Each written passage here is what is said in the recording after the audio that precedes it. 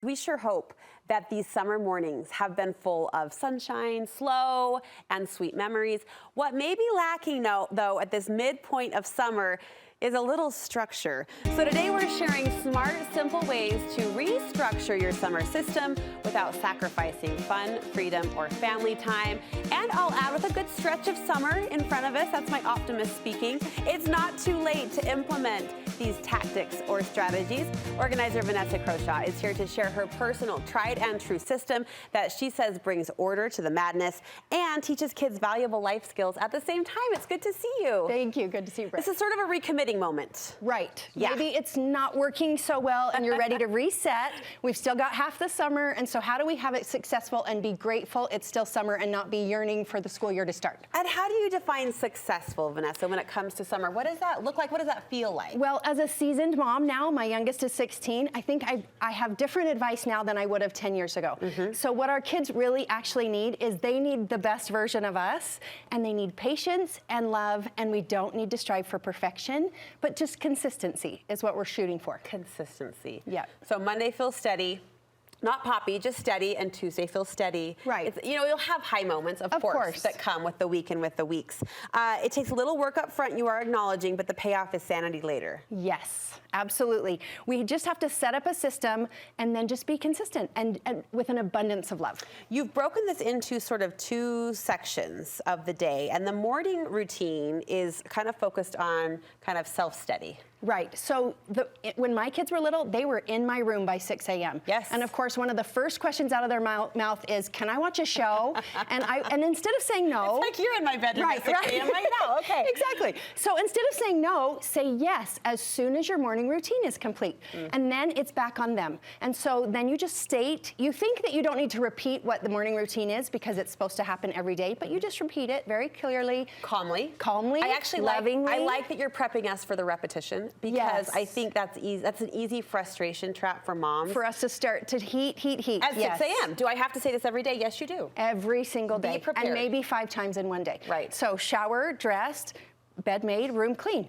They know what that looks like. And if you need to go in and coach them, great, depending on the age. But then in 5 minutes, they're going to ask again, and you just say yes as soon as your morning routine is finished. And so then they know it's back on them, and when they're finished, then they can come get it approved, and off they go. And as nice as it is to put it all on the morning routine, you say there are moments, Mom, when you're going to have to jump in. Oh, absolutely. Yeah. Always, yes. And don't expect perfection, but if they tried to make their bed, that's a win. And find times like that to praise as much as you can. That looks amazing. Way to go. I appreciate your effort. I appreciate you trying. All right, that's the morning routine, and then we slide into a daily duty. Daily duty is just the typical chore of the day. So if you want to, you could make a list, you can do a spreadsheet, but also what I found over the years is give them a choice. Would you rather vacuum or dust? Then they're going to be more invested in whichever one they choose. How young do you start them on the daily duty? You can start as young as 18 months old. You'll be amazed that young kids love to sort the silverware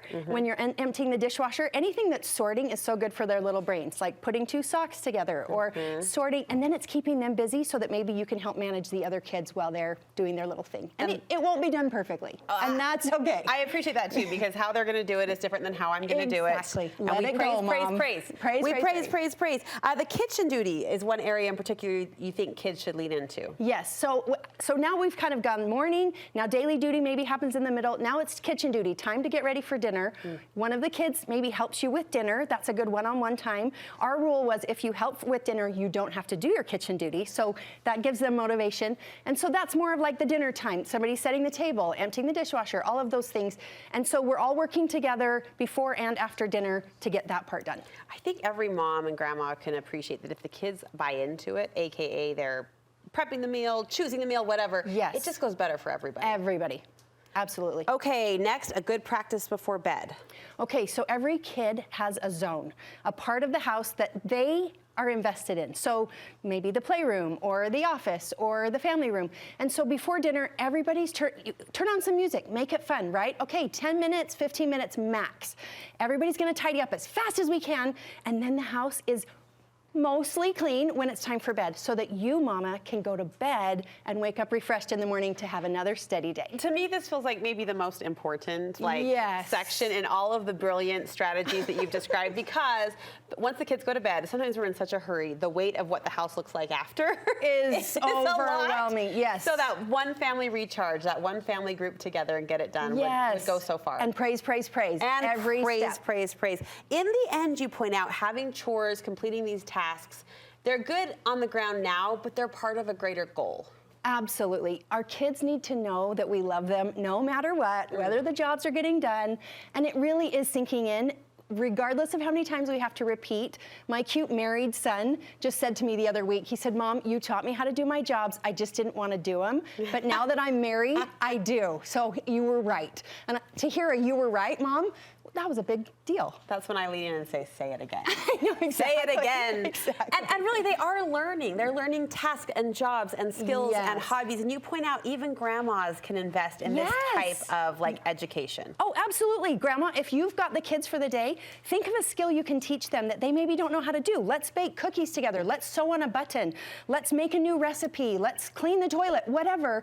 They just want to be with you. So give them some structure and then go off and do something fun. You're so good at this, the mental systems, but also the physical order as well. And that's what you do. You help people get their lives together. How can we connect with you, sister? Everyneedfulthing.com. And I'm also on Instagram. And taking clients. Yeah, absolutely. All right, we'll link you over from our website for an easy connection. Thank you for the Midsummer Pep Talk. You bet. All right, we're recommitting right here, right now.